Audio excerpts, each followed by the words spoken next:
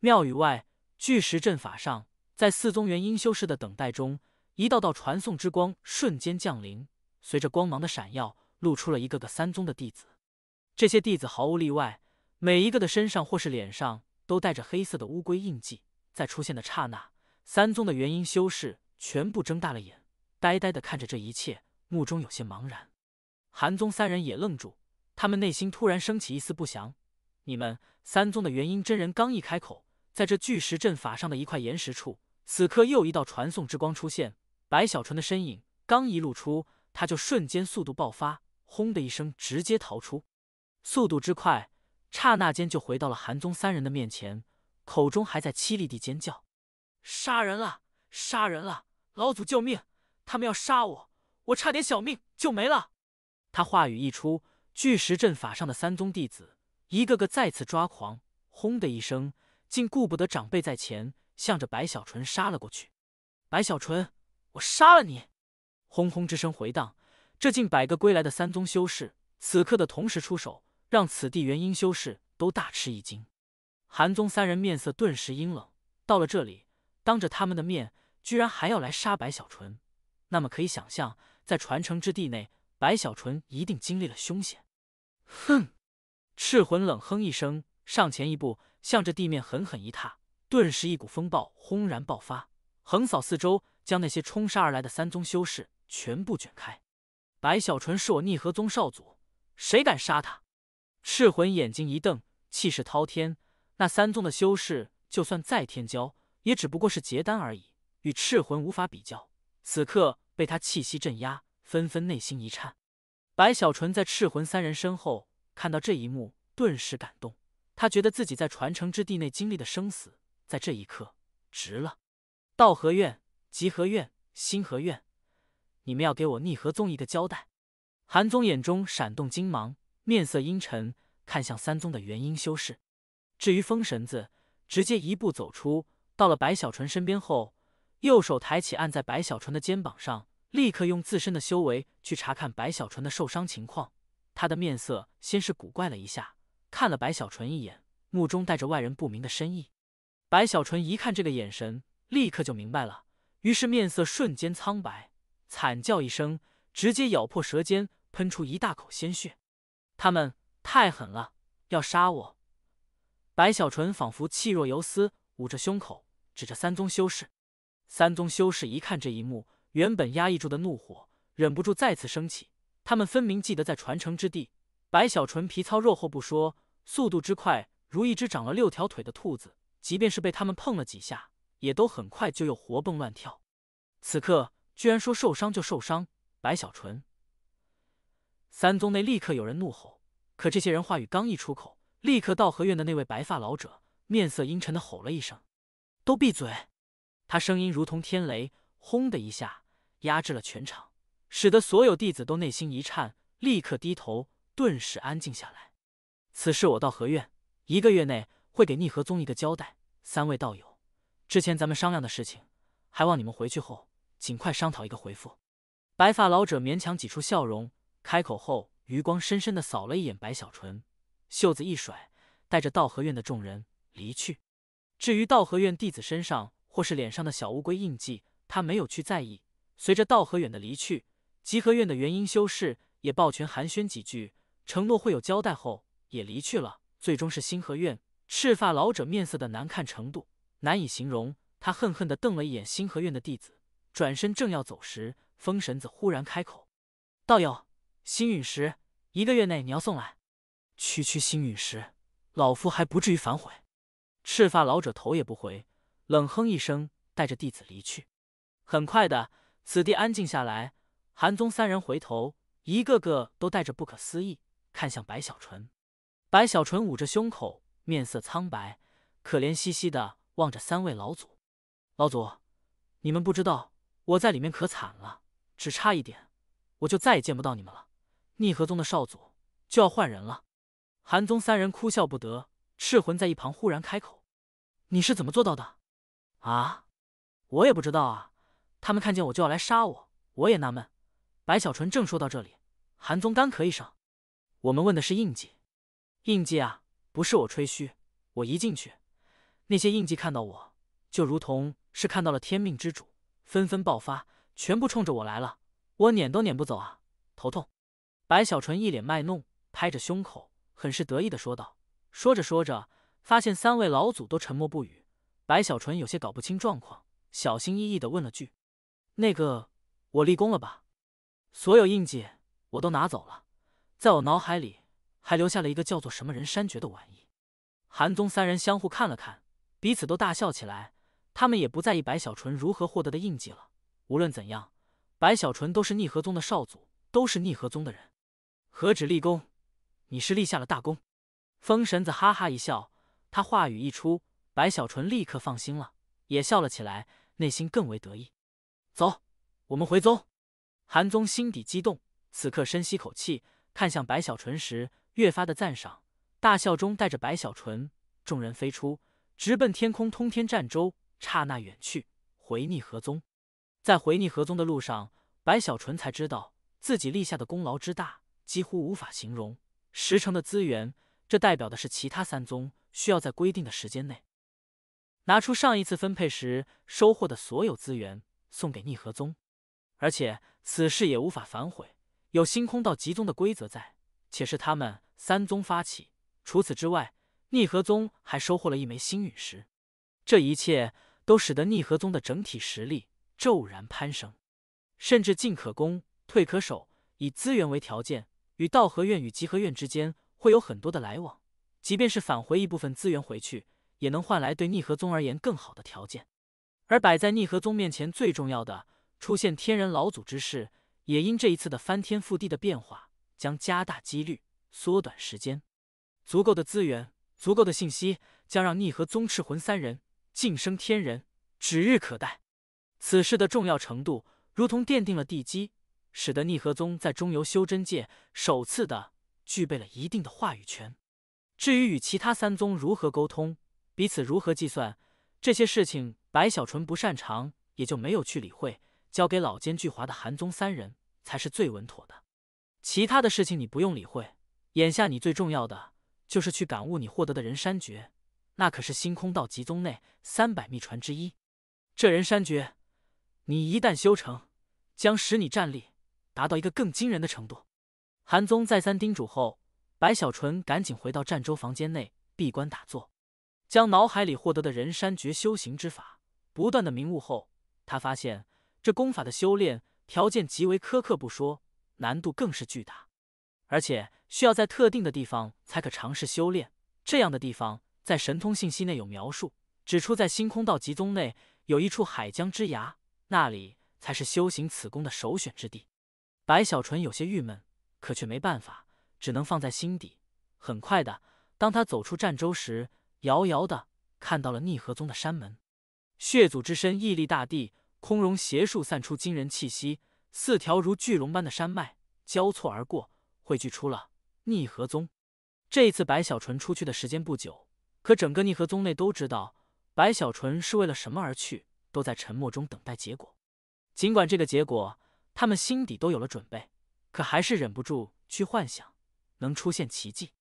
眼下随着白小纯与3位老祖的归来，随着逆河宗占据了10成资源，碾压其他3宗的事情传开，随着白小纯一个人竟让3宗数十人疯狂之事，也从3位老祖那里提前告诉了宗门内。当白小纯归来时，整个宗门爆发出了惊天动地的欢呼声，举宗而动，撼震苍穹。白师兄威武！少祖拳打星河，脚踢极河，天下无敌！那一声声欢呼，使得刚刚走出通天舟的白小纯吓了一跳，但很快的，他整个人就激动起来。他们在喊我！白小纯振奋地拉着韩宗的袖子，呼吸急促。韩宗干咳一声，没有吱声，把袖子撤了回来，与风神子以及赤魂一起，3人迈步走出，直奔逆河山。白小纯也快速飞出通天舟，看着整个宗门欢呼的弟子，他激动不已，琢磨着自己这个时候万万不能冷傲，一定要和蔼可亲，要与众同乐才对。于是干咳一声，直奔弟子最多的地方呼啸而去。数日后，在白小纯的炫耀下，有关他在传承之地各个版本的说法传遍了整个逆河宗。这些版本里，任何一个他都把自己描述成英雄气概，威武不凡，如何一个人打倒了一群人。而白小纯这里完全感受到了宗门弟子对自己的崇拜，甚至他有一次只不过对一个女弟子微微一笑，那女弟子居然激动的晕了过去。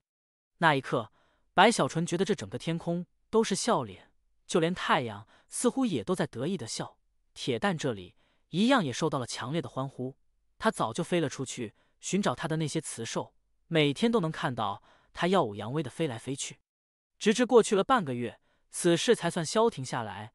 白小纯也收了心，想起在传承之地的一幕，他对于自己的修为更为在意。我还要更强一些才是。白小纯深以为然，开始了闭关修行寒门养念诀的同时，也在修炼不死经。寒门养念诀很是深奥，白小纯之前的修行大多数都是在摸索，甚至他也问过寒宗，这才有了头绪。以法凝寒，以寒养念。白小纯在洞府内喃喃低语时，闭上了眼，按照口诀去将体内融合进来的一滴通天河水，将其化作冰寒之力。渐渐的，他的身体四周开始出现了寒气，这寒气不断的散开，使得洞府墙壁出现了霜。与此同时，就连白小纯的身体也都冰寒起来。又过去了数日，白小纯睁开双眼，目中露出深邃，隐隐的，他觉得自己似乎把握住了寒门养念的精髓。先凝寒，再养念。寒，白小纯沉吟中，右手缓缓抬起，凝望手指时，他的手指上慢慢出现了一层白霜。寒气还是不够，按照寒门养念诀的划分，寒气分为4层，分别是下寒、中寒、上寒以及至寒。下寒者可凝聚寒气之影，形成冰寒之法；而中寒者可让方圆1000丈刹那冰封。至于上海万丈范围内一片寒地的同时，可形成寒境，折射分身降临；而至寒可冰封一定范围内的通天河。白小纯目中露出奇异之芒，想起自己若有一天可以冰封通天河，哪怕只是一部分区域，可这威力之大，必定骇然众人。我现在的程度，连下寒都不算。白小纯深吸口气，知道此事急不得，需自己慢慢融化通天水，积累寒气。这寒气积累在自己的天道金丹内，当金丹中的9层灵海完全成为寒气的世界后，就代表着自己达到了金丹境的巅峰。不知何年何月，白小纯摇了摇头，也没有急切。他琢磨着自己的寿元有1000多年，不着急。于是又开始修行不死经。这一次修炼的是左脚的第2指。修炼之余，白小纯也在思索逆河丹的炼制。他此刻对于炼制逆河丹的过程，在脑海里已极为熟悉，只是关于生机的问题，始终无法解决。哪怕他曾经吸收了真灵女婴的一丝气血，也还是没有多少把握。尝试过多次，没有一次成功。其重点就是从通天河水内凝聚出生机的这一步，总是失败。应该是我修为的缘故了，难以做到从通天河内凝练无穷生机。白小纯摇头，他思索许久，只能将炼制的方法退而求其次，重新回到了外用生机上。想到这里，他目光微微一扫储物袋，神色不露丝毫。在去传承之地前，白小纯就有过外用生机炼制逆河丹的想法。这里面归根结底是需要磅礴的生机，而生机的来源，白小纯早就有了目标，那就是小乌龟。以其不死不灭的特性，生机根本就不在话下。只不过难就难在小乌龟不会乖乖听话。为此，白小纯之前就开始偷偷炼制灵药。他要炼制一炉可以将小乌龟迷晕的大药出来。只不过此事说来简单，可实际上去做还是有很大的难度，且机会只有一次。一旦骗得小乌龟吞下丹药，若是成功也就罢了，一旦失败，必定被其察觉。到了那个时候，白小纯可以想象，以小乌龟的性格，一定会报复。头痛啊！白小纯长叹一声，琢磨了许久，咬了咬牙，开始继续自己之前的炼制。不管如何，这迷药他也一定要炼出。好在如今宗门内，随着这一次白小纯的收获，其他3宗会送来资源，里面大多数都是失传的灵药。白小纯琢磨着自己应该去搜刮一番才对。在白小纯这里修行与炼药的同时，中游修真界内，哪怕3宗试图封锁关于传承之地的信息，可此事太大，根本就无法封得住。很快的，整个中游修真界都知道了此事，纷纷震撼，齐齐动容。尤其是知道逆河宗这一次只有一个少祖白小纯作为参与者，与其他三宗数十个结丹天骄争夺，可却碾压所有人，获得了全部印记，更是感悟出了人山绝之事后，中游修真界彻底轰动。有关白小纯的过往也被人找了出来，几乎从他出生开始，直至如今，所有事情都被人调查得清清楚楚。10几岁上山拜入灵犀宗，洛尘山脉誓死保卫同门，南北两岸第一炼药怪才，而后潜入血溪宗，成为血子，成为血祖，更是在两宗大战时凭一己之力让两宗融合，吞玄溪、丹溪，成就逆河宗少祖。这种种事情，任何一个都让人震惊，可眼下却全部发生在了白小纯身上。一时之间，白小纯的名字在整个中游修真界声名赫赫。不过这些被调查出来的是逆河宗刻意而为，真正的不愿让外人知晓的事情，早在之前就被逆河宗隐藏起来。与此同时，还有一件事情也让中游修真界无数人稀奇，那就是三宗所有参与了传承之地争夺的结丹天骄，他们的身上或是脸上都存在了黑色的乌龟印记。这印记惟妙惟肖，到了夜晚还会自己发光，任何衣服与防护都无法阻挡这光芒，看得清清楚楚。此事之所以轰动，是三宗各自用了所有手段，竟无法抹掉丝毫，甚至元婴修士出手也都束手无策，最终甚至都引起了天人老祖的关注。只是哪怕三宗的天人老祖居然也都在这印记面前没有任何办法时，此事的轰动顿时传遍整个修真界。而那些结丹修士，他们每一个都欲哭无泪，对白小纯的恨滔天的同时，也都纷纷选择了闭关，不敢外出。毕竟顶着乌龟出去，此事比杀了他们还难受。与此同时，白小纯乌龟印记的可怕也随着此事让无数人内心一颤，升起了绝对不要招惹白小纯的念头。三溪逆河丹，在这整个修真界都在谈论白小纯的时候，道和院、集合院以及星河院也都陆续的来到了逆河宗。与逆河宗一番交涉后，除了星河院那里逆河宗没有丝毫妥协外，道和院与集合院总算松了口气。虽然被逆河宗所要了很多，且彼此还有了一些约定，可只要不是把之前的资源拿出来太多，总算是彼此有了退步。也因此使得道和院与集合院与逆河宗之间有了了解的同时，彼此也缓和了关系。毕竟原本就没有仇恨，只不过是对外来者的一种本能的排斥而已。经历了这件事，这排斥也都少了很多。唯独星河院、逆河宗这里没有丝毫缓解，逆河宗必须要显露出态度，要让所有人看到，否则的话，若放过了星河院，如重新分配资源的事情必定还会继续发生。而这一次逆河宗占据了大势，有星空道集宗的规则在，星河院只能忍下，不但拿出了全部的资源，更是送出了星陨石。只是两宗的关系也在这一刻成为了仇敌。而此事道和院与集合院很乐意看到，彼此都是老奸巨猾，也都明白这是逆河宗在秀自己实力，告诉所有人逆河宗能从下游站上来，不惧怕任何战争的同时，也在安抚道和院与集合院，让他们看到他们喜欢看的格局。这里的一切有太多的计算，太多的考虑，这些事情白小纯没有去关注。他在宗门受到了资源的第一时间，就立刻去寻找药草。对于白小纯这里，整个逆河宗都不会拒绝他的要求。很快的，白小纯就在那海量的灵草中找到了几株他曾经在玉简上看到过的属于失传的仙草，按照一定的搭配，可以调配出让人昏迷的药力。拿着这些药草，白小纯开始闭关炼药。他在炼药的过程中强行改变自己的习惯，让自己口中说的与心里想的完全不同。这是为了麻痹小乌龟。这场炼药在持续了1个月后，终于在这一天，一声轰鸣从白小纯的洞府内传出。白小纯激动地看着丹炉内的2枚指甲盖大小的白色灵药，心底振奋无比。这2枚灵药看不出品阶，可仅仅是靠近深吸一口，就会全身汗毛孔舒张开来，如同大补，会认为这是罕见的大药。这是因为白小纯在炼制时将一种珍贵的药草完全放在了灵药的外层，做出了一种掩饰，而从色泽上看更是圆润无比，让人忍不住垂涎欲滴。这自然也是白小纯耗费了不少灵草，这才调配出的颜色。至于丹药内部，则是藏着白小纯费尽千辛万苦研制出的绝世迷药。此刻看着灵药，必须深吸口气，神色保持激动，内心却在思索如何让小乌龟吞下。正常的方法是不行的，而且还要防止小乌龟以后的报复。思来想去，白小纯双眼微微一闪，喃喃低语：“这灵药珍贵无比，世间少见，味道必定也是超越天下珍馐。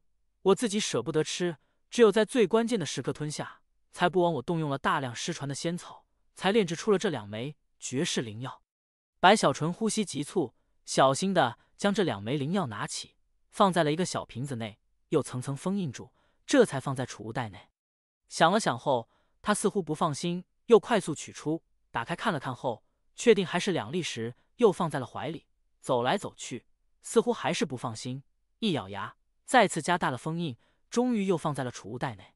此后的数日，白小纯一天里几乎每一炷香都要拿出这药瓶打开看看是否少了灵药，一次又一次，直至数日后，他将时间放得缓了一下，变成了1个时辰一次。又过去了几天，白小纯固定在了每2个时辰取出丹瓶，一脸如获至宝的样子去检查。放心后，又露出满足陶醉的模样。哼哼，小乌龟呀，小乌龟，你但凡有一点好奇心，都会被我的举动所迷惑。到时候，哼哼。白小纯每一次打开丹瓶时，心底都在这么想。终于，在过去了10天后，当这一天晌午，白小纯又打开储物袋时，只是看了一眼，他就忽然身体一震，里面的丹药少了1个。白小纯内心顿时激动，可连忙压制，生怕这是小乌龟的试探，于是摆出诧异与震惊。打开储物袋后，赶紧寻找，可找了半天也没有找到后，白小纯立刻眉心第3目蓦然开启，用了全力，甚至天道金丹之力也都全面爆发。在这体内修为的翻腾中，白小纯的第3目的紫光璀璨无比，几乎将整个洞府都映照得通明。在他仔仔细细的观察下，一寸一寸的寻找中，终于在他的储物袋内的边缘位置看到了一个缩小了无数倍、肉眼看不到的小乌龟。储物袋之所以可以储物，是因在其内单独开辟出了一小块空间，在这空间内还存在了一些肉眼看不到的缝隙。之前白小纯也找过这些缝隙，可却一无所获。但眼下在这搜寻中，他终于在边缘位置的缝隙内找到了小乌龟。小乌龟已经昏迷，正在那里头颅拉耸，四肢与尾巴都伸了出来，一动不动。白小纯嘿嘿一笑，他明白自己这一次之所以可以找到对方，就是因为小乌龟昏迷了，否则的话，以对方的狡黠，自己通天法眼下也休想找出蛛丝马迹。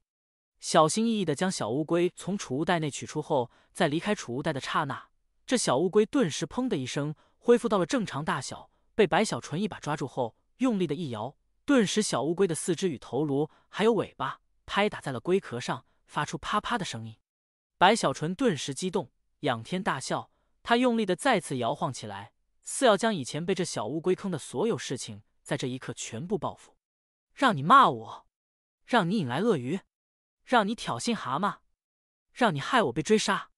白小纯怒道，不断的摇晃之下，啪啪之声在这洞府内不断的传出，越来越多的同时，小乌龟的身上渐渐的又散出了让白小纯久违的香气。这香气一出，白小纯更激动了，回忆起了过去。他感慨之余，担心小乌龟醒来，于是立刻取出丹炉，将小乌龟扔了进去后，又灌入了大量的通天河水，定气凝神，开始炼制逆河丹。时间紧迫，不知道小乌龟什么时候会苏醒，还要担心日后小乌龟的报复。这一次白小纯的炼药速度前所未有，且最主要的是逆河丹的炼制之法，在他的脑海里已模仿了数百上千次。此刻动作熟练，随着丹炉燃烧，白小纯双手掐诀，立刻炼药。3天后，整个丹炉赤红一片，在一声惊天动地的轰鸣中，丹炉直接爆开，小乌龟的身体掉了下来的同时，一枚近乎透明的丹药急速飞出，似具备灵智，要逃出此地。更是在这丹药出现的刹那，整个逆河宗天地色变，风云倒卷，所有元婴修士都神色大变，甚至苍穹中云层翻滚之下，竟眨眼间出现了劫雷，一道闪电轰鸣而出，直奔白小纯洞府而来。巨响之下，整个洞府直接爆开。白小纯倒吸口气，一把将小乌龟收入储物袋后，通天法眼睁开，寻找那枚逃走的透明丹药，急速追去。此刻，逆河宗的元婴修士，包括韩宗等人，也都快速飞出。他们不知道发生了什么事情，可能引起雷劫之事，不是小事。老祖布置阵法，我炼出了逆河丹，他活了，要逃走。白小纯焦急，连忙大吼。韩宗一听此话，整个人都哆嗦了一下，双眼睁大，露出精芒，大吼一声，修为散开，压制四方。甚至老侯都出现了，速度之快，超越白小纯，直奔那透明的丹药而去。终于，在其他几个老祖的配合下，那枚要逃走的丹药被老侯一把抓住，而引来的雷劫也被逆河宗几个元婴修士化解。这是三系。老侯激动，拿着丹药放在鼻前闻了一下。也罢，哪怕是三系也是有用的。老侯深吸口气，看了白小纯一眼后，露出赞赏与感激，身体一晃，拿着丹药急速而去。白小纯有些郁闷，觉得这是自己炼制的丹药，就这样被拿走了，怎么的也要让自己看一眼啊！正要找韩宗老祖要一些说法时，忽然的一股惊人的威压，竟从苍穹上在雷劫之后轰轰而来，撼动大地，让整个逆河宗所有修士全部心底猛地颤抖，仿佛天威降临。与此同时，一个略带诧异的声音也在这天威的扩散中回荡四方。有意思，本座这一次来你逆河宗，居然就遇到了丹药雷劫。质子！随着声音的降临，一个穿着红色长袍的童子从天空上显露身影，一步步走来。随着他的走来，天威之感更为强烈，就连通天河水在这一刻似乎也都掀起了波纹。而逆河宗的4条山脉如被压制，所有草木都低下了身子。草木都如此，更不用说修士了。韩宗等人面色陡然变化，呼吸为之一凝，看向那童子时露出强烈的忌惮。而那棵空容邪树此刻也是微微一颤。天人、韩宗内心震动，与赤魂以及风神子3人对望一眼。他们听说过这个童子，整个东脉庞大的修真界内，以童子之身外出的天人境只有一人，此人就是星空道极宗5大天人境之一的李元天。拜见李前辈。韩宗3人深吸口气，齐齐拜见。其他元婴修士此刻都心神震动，连忙恭敬拜见。白小纯在一旁此刻也是紧张，这还是他第一次看到天人，尤其是之前感受到了那股天威，仿佛整个世界都被压制的感觉，让他心跳急速，忍不住偷看了几眼，觉得这童子还没自己高，居然这么厉害。童子似笑非笑地扫了扫白小纯，没有说话，而是袖子一挥：“韩宗，你3人带路去你们的大殿，本座有要事告知。”韩宗3人神色肃然，立刻称是，恭敬的带路，带着童子快速飞向逆河山的大殿，直至4人离去。其他元婴也都神色肃然，赶紧在后面跟随。整个逆河宗在这一刻都安静无比，不少人更是心中忐忑，不知这一次星空道极宗的天人降临所谓何事。白小纯更加紧张起来，他觉得那童子在看向自己时，目光与神情不大对劲。此刻回到了洞府，他无心去整理被雷劈开的废墟，不时看向山顶大殿，忽然想起了什么，赶紧打开储物袋，发现小乌龟还在沉睡后，这才放心，小心的将其重新放在了之前发现它的地方。这样的话，他醒了后就算察觉不对劲，我也可以推脱不知道。白小纯嘟囔一句，觉得满意时，想起了那位童子的降临，不由得再次紧张，遥望着大殿。而此刻在逆河山的大殿内，童子李元天坐在上首，韩宗3人在其面前恭敬地站着，至于其他元婴修士都在大殿外等候。你逆河宗与本座有些缘分，这空河院之前还是老夫出手，将其屠灭了数成之力。童子淡淡开口，话语一出，韩宗3人内心一震。所以这一次自然也是老夫出面，告知你们关于中游修真界的规矩。我星空道极宗下的中游修真界，其4大宗门，任何一个宗门都要每隔一段时间送去至关重要的一人作为质子。本座此番到来，就是要带你逆河宗的质子回星空道极宗内。童子目光扫过韩宗3人，韩宗3人面色猛地变化，纷纷抬头。质子！韩宗一愣，此事他还是首次听说。不过想来这种事情也是应该存在的，毕竟中游4大宗门对于星空道集宗而言也是较为重要，如同在外的一方诸侯。我等一定用最快的速度确定质子人选。风神子深吸口气，他明白天人到来，此事不可能拒绝，也不能拒绝，于是果断开口：“不用准备了，老夫已有人选，这质子就是白小纯。”童子平静却不容置疑的开口时，韩宗3人内心咯噔一声。与此同时，童子的神识已然散开，在所有人都没察觉的情况下，将这整个逆河宗横扫一圈。除了真灵女婴所在的地方，他不愿招惹外，其余之地尽在眼中。显然，先前老侯的出现，其并没有觉察到。咦，这女娃体质竟如此特殊，此女也是质子？你们可以通知下去了。另外，作为质子，可以协同不超过5位的你宗门其他同辈弟子，作为护道者，一同去我星空道集宗内修行。童子目中露出奇异之芒，右手抬起一挥，立刻他的面前出现了一幅画面。画面内，一个女子正盘膝打坐，这女子正是公孙婉儿。韩宗3人内心叫苦，他们不在意公孙婉儿，哪怕公孙婉儿有他们没发现的体质与资质，可这些他们不在乎，他们只在乎白小纯。前辈，风神子迟疑了一下，你们要拒绝？没等风神子说完，童子冷冷地看了风神子一眼，这一眼顿时让风神子全身内外瞬间冰寒，激不能言。前辈有所不知，那白小纯虽是我宗少祖，可实际上性格顽劣，绝非质子的理想人选。晚辈担心他在贵宗会给我们招惹一些麻烦。韩宗连忙在旁开口解释：“没错，前辈，这白小纯不但顽劣，更是喜欢炼药。偏偏他每次炼药都会出现大问题，甚至出现过瘟疫，祸害四方，让宗门鸡犬不宁。一旦去了星空道集宗，怕是会引起祸端。赤魂也知道白小纯对逆河宗的重要性，在旁随之解释。”童子听闻韩宗与赤魂的话语，微微一笑：“你们说的这些都不是问题。我堂堂星空道集宗，容纳东脉全境，为通天海守护东脉领域，难道还容不下一个结丹修士？他性格再顽劣，再能闯祸，难道还能将我星空道集宗崩了不成？他不是喜欢炼药吗？我星空道集宗内有最好的丹炉，有最好的灵药，有最好的炼药之地，一切炼药的问题都可解决。你们大可放心，白小纯虽是质子，可在星空道集宗内，他一样也是我星空道集宗的弟子了。此事就这么定了，你们不必智慧，出去吧。此地老夫借用3天，3天后带人来此，我带他们回宗。”童子不容分说，一挥手，一股柔和之力散开，推动韩宗3人直接出了大殿后，大殿的门砰的一声关闭。大殿外，韩宗3人面色明暗不定，相互看了看后，都看出了彼此的无奈。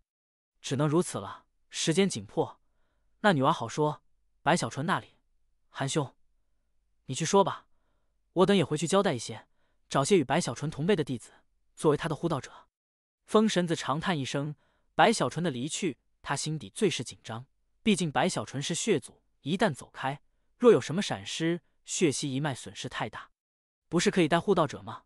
虽只能带同辈，可也是一个帮手。只要白小纯点名的，不容拒绝，全部都去，老夫也回去交代一下。赤魂咬牙开口。韩宗深吸口气，叹息一声，皱着眉头走向白小纯的洞府之地，看到了在那里有些忐忑不安的白小纯，直接说出了情况。质子去星空道集宗？白小纯瞪大了眼，呆呆地看着韩宗，此刻脑海里都是质子这2个字，甚至他都想起了以前看过的有些典籍里关于质子的各种凄惨，尤其是一想到自己孤零零一个人去了一个陌生的宗门，他就觉得没有安全感。在逆河宗多好啊，这里他的身份无比尊高，那么多的女弟子喜欢他，他走在任何地方都有人拜见。可一想到去了星空道集宗，他就觉得眼前一片漆黑。白小纯忽然惨叫一声，屈膝一把抱住韩宗的大腿：“老祖，我不想去，我舍不得你们，这里是我的家，我不想走啊！我刚刚为宗门立下汗马功劳，我是少祖，我这些年宗门有难，我都出现了。洛尘山脉我救人，陨剑深渊我扬名，血溪宗内我潜伏，逆河宗成我功劳最大，老祖，我不想走。白小纯愁眉苦脸，哀嚎起来。我舍不得你，舍不得同门，让别人去吧。我觉得上官天佑就是一个非常好的人选，英俊潇洒，玉树临风，他不当质子天地不容啊。还有宋缺也行，星空道集宗缺啥咱就送啥啊。还有北韩烈，还有九岛，都是不错的。实在不行，把陈曼瑶送走，也算打入星空道集宗内部是吧？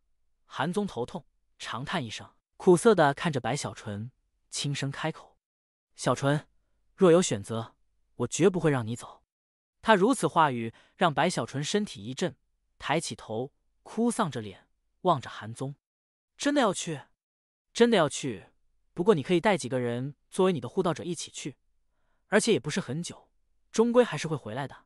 这里是你的家。”韩宗摸了摸白小纯的头，目中带着不舍，温和说道：“白小纯的护道者。”白小纯哭丧着脸，整个人如童心已经枯萎，拉耸着头，再次看了眼韩宗，直至确定韩宗没有和自己开玩笑后，白小纯悲叹一声：“苍天啊，你为何让我如此优秀，就连星空道集宗居然都非我不可？”一旁的韩宗原本心中也有伤感，可听到了白小纯的话语后，韩宗干咳一声，忽然觉得让白小纯去星空道集宗或许也是一个不错的选择，于是连忙开口：“好了，你准备一下，3天后上路。这枚令牌你拿好，老夫给你权利，可以选择数人作为你的护道者。”说完，韩宗扔给白小纯一枚令牌，转身就要离去，可脚步刚刚抬起，又提醒道：“不要超过5个，若是多了，星空道集宗不会允许。”白小纯无奈，眼睁睁地看着韩宗离去。他站在废墟旁，望着废墟发呆，纠结了一夜，直至第2天清晨，他又长叹一声：“罢了罢了，既然星空道集宗这么渴望我的到来，我也只能去一趟了。”白小纯郁闷，又想起自己可以选择护道者，于是在那里冥思苦想。铁蛋还是别让他跟着了，星空道集宗陌生，很危险。至于护道者，我想想，到了一个陌生的环境，最需要的就是消息。白小纯喃喃低语，脑海里开始琢磨这样的人选。此人不但要机灵，更是擅长打探各种事情，能在最短的时间内将星空道集宗所有事情，哪怕传闻也都打探得清清楚楚。这需要有很强的天赋才可以。徐宝才。白小纯一拍大腿，双眼露出明亮的光芒。这样的人选，他脑海里首先想到的就是徐宝才了。这徐宝才当初在灵犀宗时就擅长打探消息，甚至灵犀宗的几大美女都是他排列出来的。甚至白小纯还记得徐宝才有一个小本，遇到什么事情他都会第一时间拿出小本快速记录，宁可用手写也不用玉简去烙印。可以想象，这一定需要特别的执着才可以如此。这个人选非徐宝才莫属。白小纯嘿嘿一笑，又想到如今的逆河宗内，徐宝才如鱼得水，对于各种传闻，不管真的假的，都了如指掌。甚至自己若是想知道什么事情，也需要去问他答案，于是更为笃定了。身体一晃，直奔山下灵犀山脉而去。很快临近，到了徐宝才的洞府外。2人刚一见面，徐宝才顿时悲呼一声：“白师叔，我舍不得你啊！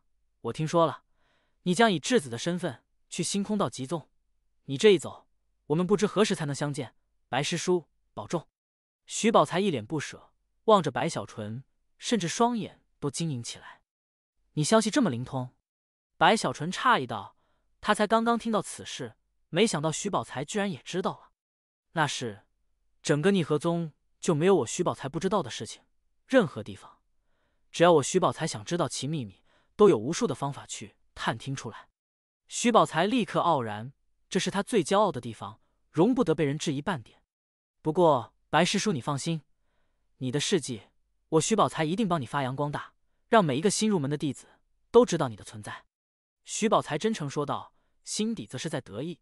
前段日子宗门所有女弟子都对白小纯有爱慕之意的事情，让他郁闷了好久。他觉得有白小纯在，自己这一生都很难选择道侣了。尤其是他很喜欢的几个女弟子，居然也倾慕白小纯后，徐宝才更郁闷了。如今一听说白小纯要去星空道集宗，徐宝才心底顿时兴奋起来。白小纯听闻徐宝才的话语，立刻感动，上前用力地拍了下徐宝才的肩膀，脸上一样露出真诚与不舍。“好兄弟，我原本还在犹豫，毕竟去星空道集宗，那里很陌生，我自己一个人受累也就罢了，不想连累兄弟们。可你这么一说，我懂了。啊！徐宝才明显的到的消息不全面，此刻被白小纯这么一说，立刻愣了，隐隐有些觉得不对劲，正要开口时，被白小纯打断。我需要一个帮我打探消息的护道者，就是你了。徐宝才身体猛地哆嗦了一下，睁大了眼，完全明悟过来，神色大变，连忙推却。白师叔，我修为低微，我需要的是你的打探消息，不需要修为。白小纯一挥手，毫不在意。我笨手笨脚，没关系，任何地方，只要你徐宝才想知道其秘密，都有无数的方法去探听出来，这一点就足够了。另外，你还有血性，我还记得当年的血书，你不用推辞了。我知道你舍不得我，你心里是同意的，就这么定了。白小纯哈哈一笑，眼看徐宝才面色苍白，似还要拒绝，于是一把拿出韩宗给的玉简，在徐宝才面前一晃：“老祖令牌。”徐宝才倒吸口气，整个人如五雷轰顶，彻底懵了。半晌后真的要哭了，可明白自己无法拒绝，站在那里傻眼了许久，后悔的肠子都快青了。别担心，一切有我。来，小宝，你对宗门熟悉，你帮我分析一下，看看我们再带着谁才会更稳妥一些。白小纯干咳一声，搂着徐宝才的肩膀，嘿嘿笑道。徐宝才哭丧着脸，目光呆滞，一想到星空道集宗的陌生，他就有些恐惧，可虽不甘，却没有办法。此刻听到白小纯的话语，这明显是拉其他人入坑的事情，顿时转移了徐宝才的注意力。我们还需要一个算命的，此人要擅长卜算之法，更要有足够的修为。这样的话，一切危机都让他提前算出来，我们的安全就能得到最大的保障。人选我有，就是血系一脉的神算子了。徐宝才恨恨的开口，他与神算子之间有些过节，曾经被神算子狠狠地瞪了几眼，甚至还有一个他喜欢的女弟子，居然被神算子抢先得手。可惜他自身修为不够，于是只能记在心里。此刻一听白小纯这拉人入坑的事情，他第一个反应就是拉神算子进来。你说的太对了，我们的确需要一个算命的。白小纯深以为然，立刻与徐宝才一起去了玄溪一脉，找到了神算子。二人刚一到来，立刻就看到神算子居然整理完了行装，正站在洞府外背着手，望着苍穹，似早就在这里等待他们。你们来了。神算子淡淡开口，一身风轻云淡，仿佛世外高人。我早就算出自己会有一劫，这一劫命中注定，要外出多年，就在近日出现。上宗前辈一来，我就隐隐觉得劫动了。神算子一脸惆怅，抬着下巴，开口之时袖子一甩，目光带着出尘之意，望着白小纯与徐宝才。不管你们要去什么地方，我都会跟着你们去，因为这是我的劫，我的命中注定。徐宝才看着神算子这么一副样子，倒吸口气，眼前的神算子衣着飘逸，整个人仿佛仙风道骨，说出的话语更是让人吃惊。你居然真的算出来了！白小纯也一脸不可思议，狐疑的看了看神算子后，忽然走了过去，站在神算子的身边绕了一圈。他的目光让神算子有些紧张，想起了以往在白小纯面前的吃瘪，以及白小纯的可怕。哼哼子，你能不能算出我接下来要打你哪里？白小纯好奇地问道。神算子面色一变，内心都快要骂人了。看了白小纯一眼后，他相信白小纯说到一定会做到，说打自己一定会出手，于是赶紧身体松垮下来，从那仙风道骨的状态变成了以往的模样，甚至还多了一丝猥琐，赶紧露出笑容。我和少祖开玩笑呢，实际上是风神子老祖昨晚来了，让我做好准备，若是你来找我，一定要听从。这不，我一想到能跟着少祖您老人家，兴奋的一夜睡不着，于是就整理了行李，在这里等您到来。神算子没有任何犹豫，赶紧说出实话。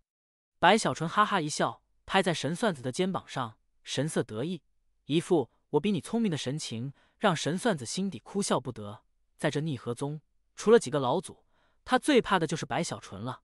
此刻担心白小纯就是重提，于是赶紧提议：少祖，就我和徐宝才还不够啊，我们还需要能出去打斗的打手，不请自来，一定要特别能打，守护我们安全的打手才可以。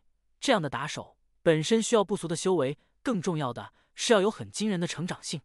神算子严肃说道。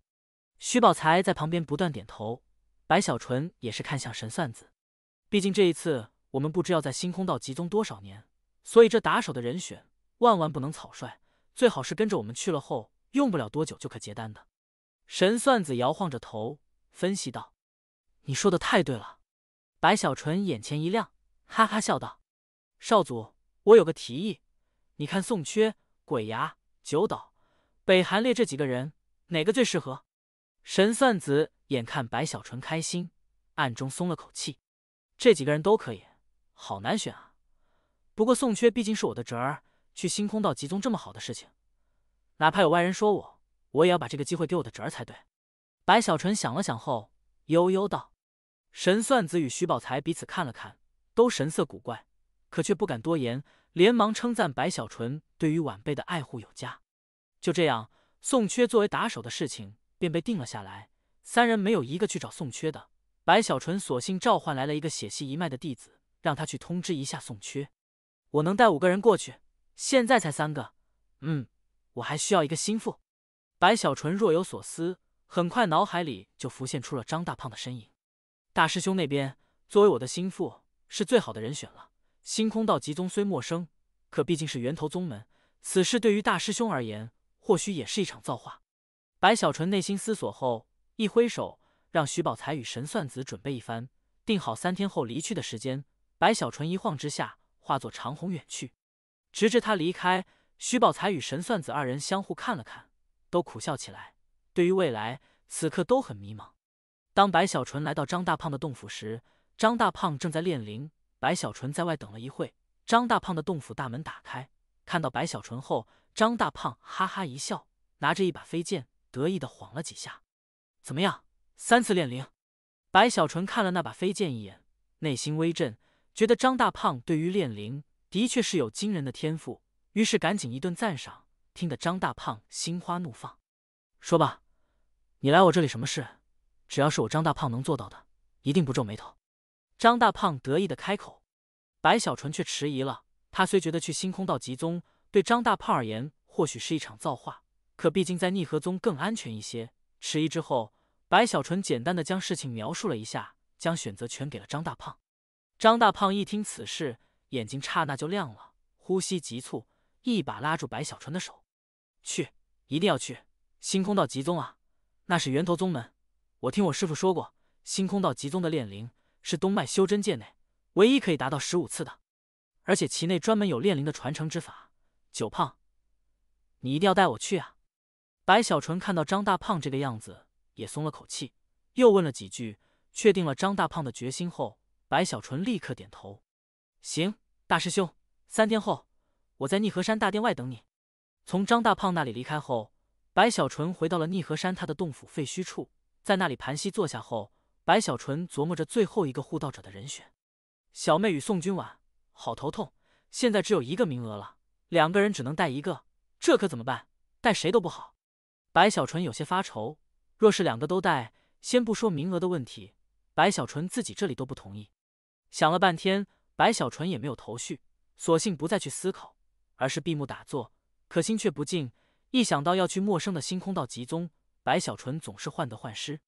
直至深夜，他睁开眼睛，看着四周，长叹一声：“舍不得走啊。”白小纯摇头，再次琢磨最后一个人选时，忽然神色一动，抬头看向远处，面色更是直接肃然，一股凌厉之意在他身上散出，锁定了一个方向。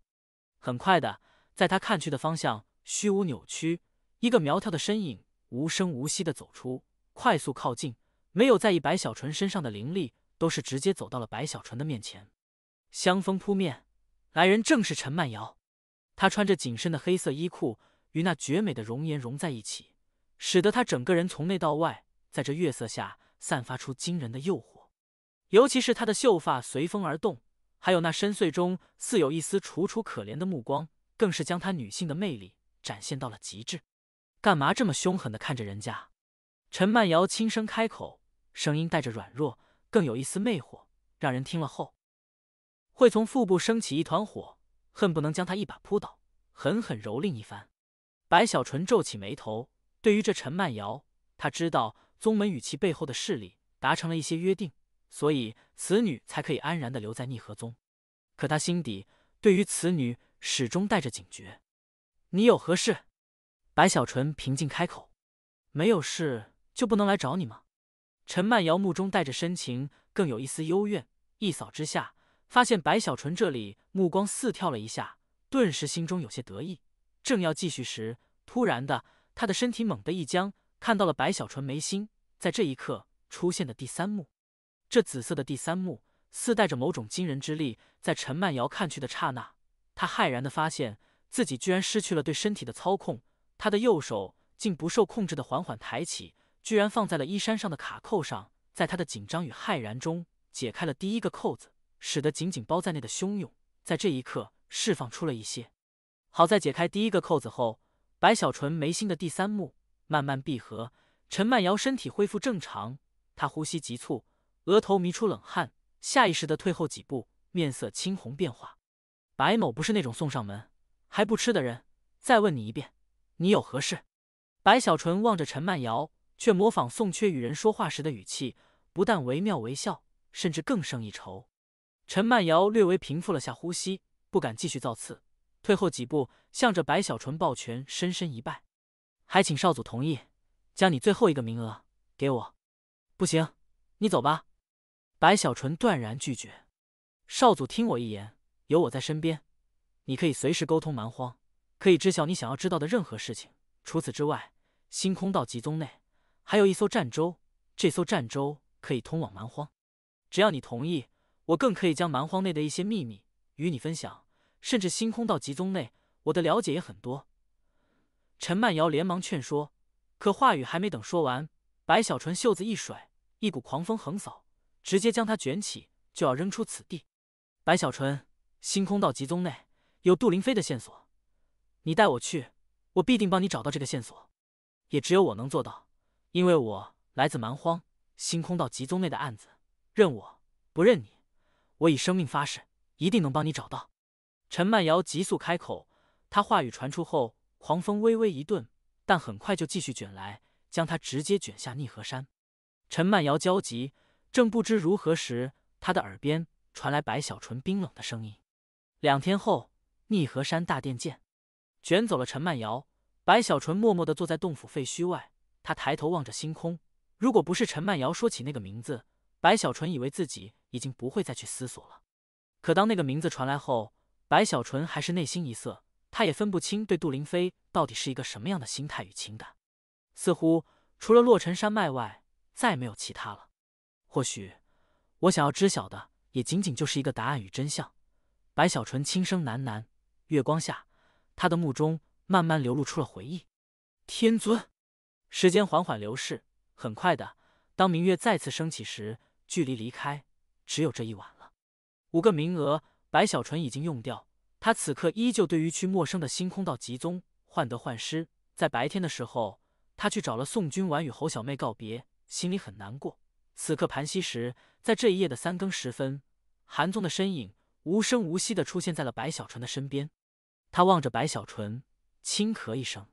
白小纯睁开双眼，看到了韩宗后叹了口气，拉耸着脸，没有理会。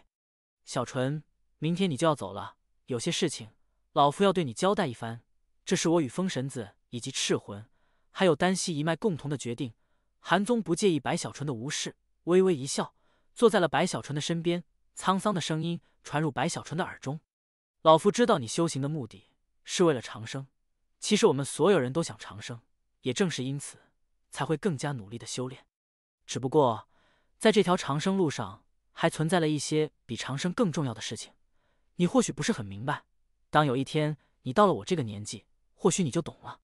修士这一生，寿元的增加都是来自修为，筑基可增100年，结丹可增500年，可你知道吗？一旦成就元婴，则至少增加1000年寿元。你可以算算，你若是成为元婴，你能活多久？韩宗看向白小纯，白小纯原本不想理会韩宗，哪怕他理解宗门没有别的办法，可还是觉得郁闷。但偏偏韩宗说起的话题是他最渴望也是最执着的事情，此刻脑子里不由得算了起来。算来算去，当白小纯发现自己一旦成就元婴后，至少可以活2000多年时，白小纯的呼吸急促了，双眼冒光，心跳加速。2000年，白小纯舔了舔嘴唇，他不算也就罢了，这么一算，粗重的呼吸让他对于成就元婴一下子强烈了太多太多。这还只是正常状态，若是用了一些特殊的办法，配合灵药，你的寿元还可以增加数倍以上，只不过代价很大，虽不是限制了修为，可却固定了生命的尽头，此生与长生无望，如老夫。韩宗轻叹，看了白小纯一眼。白小纯深吸口气，抬头看向韩宗。很多吧，可你知道吗？修士一步步从凝气到筑基，又从筑基到结丹，再从结丹到元婴，这是一条曲折的道路，更是一条不断有人被排斥出去的道路。100个凝气里能有1个筑基，算是多的；100个筑基里能有1个结丹，也都算是侥幸。而元婴，我灵犀一脉，多少年来算上死亡之人，一共才出现了不到10个元婴修士。你说元婴有多难？韩宗唏嘘，元婴难，过程中存在了极大的风险，要么生死道消，要么成就元婴真人。即便是在中游，对于宗门而言，成就元婴的几率因基数的增加，所以高了一些，可对于个人来说，难度是一样的。白小纯沉默，此时他明白，元婴难，就算自己是天道金丹，也只不过别其他人多了一些把握而已。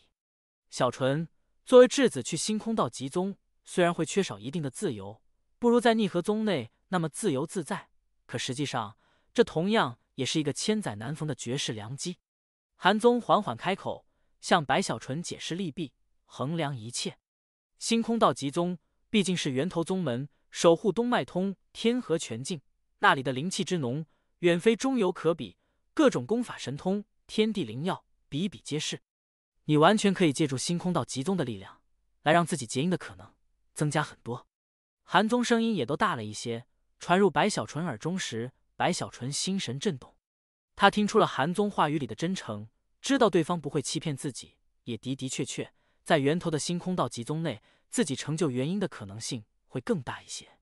配合自己的天道筑基，那么他不说是10成，可至少有7成的把握，未来成就元婴之境。